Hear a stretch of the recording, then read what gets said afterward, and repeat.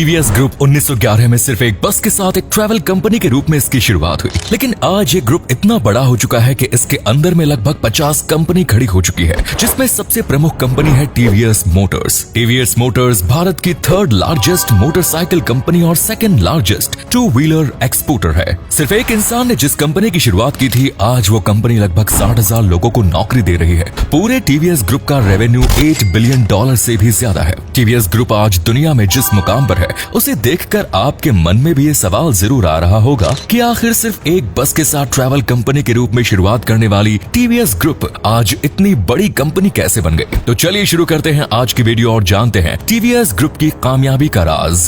TV Sundaram Langer, यही वो महान शख्सियत है जिन्होंने 1911 में एक ट्रैवल कंपनी के रूप में टीवीएस ग्रुप की नींव रखी। टीवी सुंदरम लैंगर का जन्म हुआ 22 मार्च 1877 को तमिलनाडु के तिरुनेलवेली डिस्ट्रिक्ट में।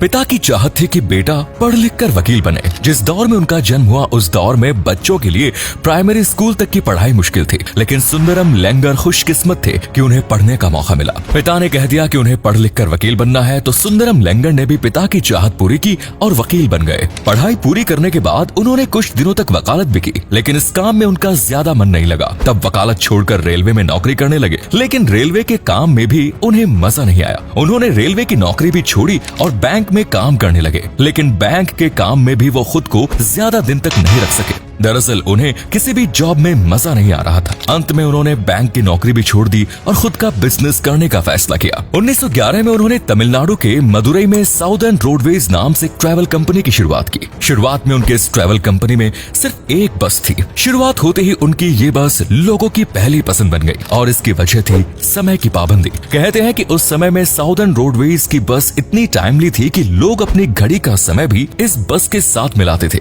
इनके बस की डिमांड बढ़ने लगी। इसके बाद इन्होंने अपनी कंपनी में बसों की संख्या भी बढ़ाना शुरू कर दिया। बस इसके बाद धीरे धीरे इन्होंने माल ढुलाई का काम भी शुरू किया और अपने ट्रैवल कंपनी में ट्रक भी रखने लगे। साउदर्न रोडवेज का बिजनेस अच्छा चल रहा था। इन्होंने इसका नाम बदलकर T V Sundaram Iyengar and sons limited कर दिया। सुंदरम लैंगर के 5 बेटे और 3 बेटियां थी। एक बेटे की मृत्यु कम उम्र में हो गई थी। बचे हुए 4 बेटे बड़े होकर अपने पिता के बिजनेस में ही लग गए और टीवीएस ग्रुप बढ़ता चला गया। 2nd वर्ल्ड वॉर के दौरान मद्रास राज्य में पेट्रोल की कमी हो गई, जिसका असर उनके बिजनेस पर पड़ने लगा। तब सुंदरम लैंगर ने पेट्रोल की कमी दूर करने के लिए टीवीएस गैस प्लांट की स्थापना की और पेट्रोल की कमी को दूर किया। इसी बीच उन्होंने रबर रिट्रीडिंग के लिए भी फैक्ट्री की स्थापना की। इसके अलावा मद्रास ऑटो सर्विस लिमिटेड और सुंदरम मोटर्स नाम से 2 और कंपनी की स्थापना की। 1950 में Madras auto service limited general Motors का लार्जेस्ट डिस्ट्रीब्यूटर बन गया। 1947 में आजादी के बाद देश नई करवट ले रहा था और देश के लोगों की जरूरत भी बदल रही थी। 1955 में 78 साल की उम्र में सुंदर लैंगर ने इस दुनिया को अलविदा कह दिया। उनके जाने के बाद कंपनी की जिम्मेदारी उनके बेटों के कंधों पर आ गई। टीवी सुंदरम लैंगर ने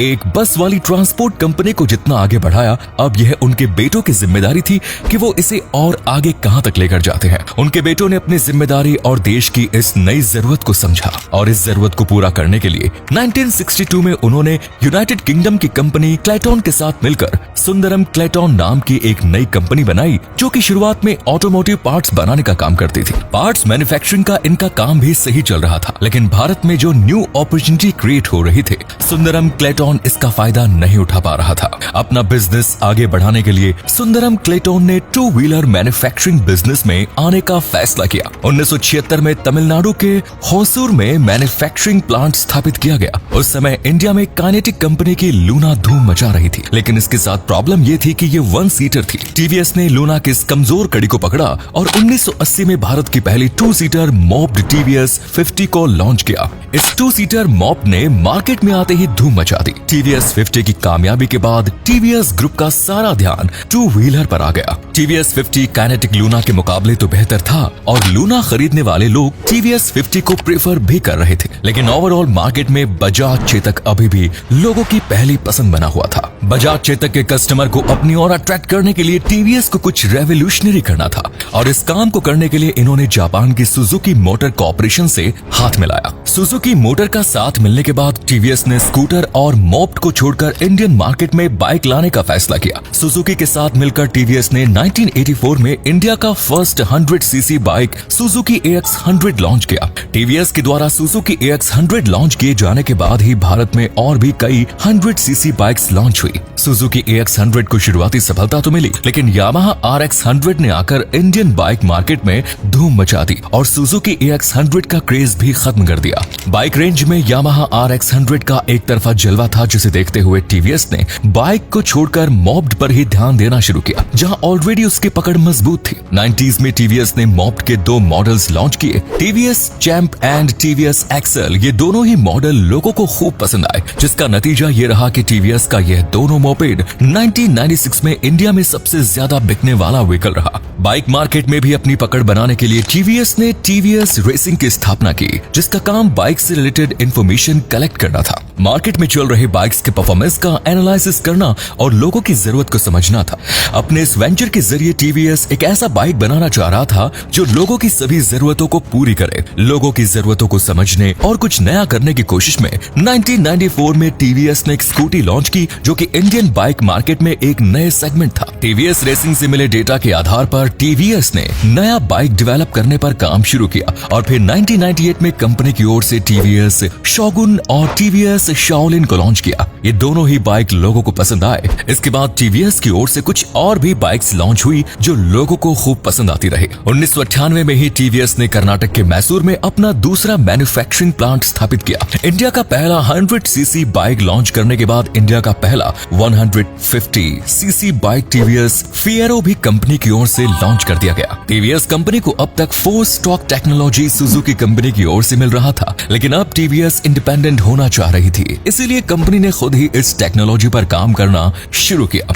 2001 में टीवीएस और सुजुकी का गठबंधन टूट गया। टीवीएस सुजुकी अलग अलग हो गए, जिसके बाद टीवीएस ने अपना नया नाम टीवीएस मोटर कंपनी लिमिटेड रखा। नए नाम के साथ ही टीवीएस कंपनी के नए चैप्टर की शुरुआत हुई। 2002 में टीवीएस ने पहली बार इंटरनेशनल मार्केट में अपना कदम रखा। भारत के बाहर कंपनी ने पहली बार इंडोनेशिया में अपना सब्सिडियरी खोला। सुजुकी से अलग होने के बाद टीवीएस ने अपने दम पर एक से बढ़कर एक बाइक्स लॉन्च किए, जिसमें Victor GLX, Star, Victor EDGE और स्टार सिटी जैसे पॉपुलर बाइक्स शामिल थे। स्कूटी मार्केट में भी अपनी पकड़ बनाए रखने के लिए टीवीएस ने पेप प्लस और सेंट्रा का अपग्रेडेड वर्जन लॉन्च किया। अब धीरे धीरे इंडियन बाइक मार्केट बदल रहा था। लोगों को ट्रेडिशनल बाइक के बजाय स्पोर्ट्स बाइक पसंद आ रही थी। होंडा की ओर से CBZ और बजाज का पल्सर ने ऑलरेडी इंडियन मार्केट पर कब्जा जमाना शुरू किया। इसे देखते हुए टीवीएस ने भी अपनी स्पोर्ट्स बाइक लाने का फैसला किया और फिर कंपनी की ओर से 2006 में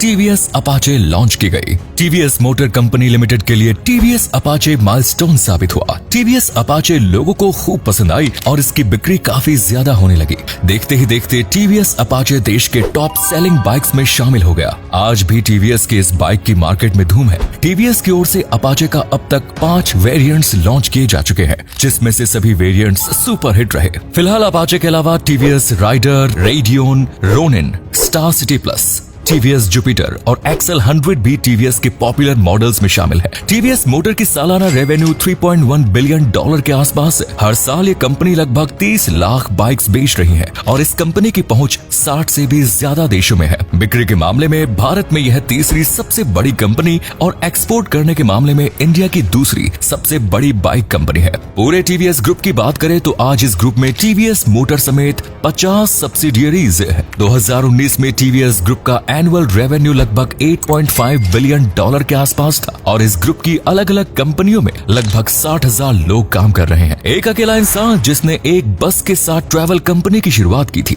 आज वो कंपनी हजारों लोगों को रोजगार मुहैया करा रही है। ये है टीवी सुंदरम लैंगर की सक्सेस स्टोरी, टीवीएस ग्रुप की सक्सेस स्टोरी। आज की वीडियो में इतना ही। आपको ये वीडियो पसंद आई? अगर हाँ तो इसे लाइक करें। क्या आपके पास टीवीएस की कोई बाइक है? कमेंट्स में जरूर बताएं। वीडियो को अपने दोस्तों के साथ शेयर करें। ऐसे ही और वीडियोस के लिए चैनल को सब्सक्राइब करें। धन्यवाद।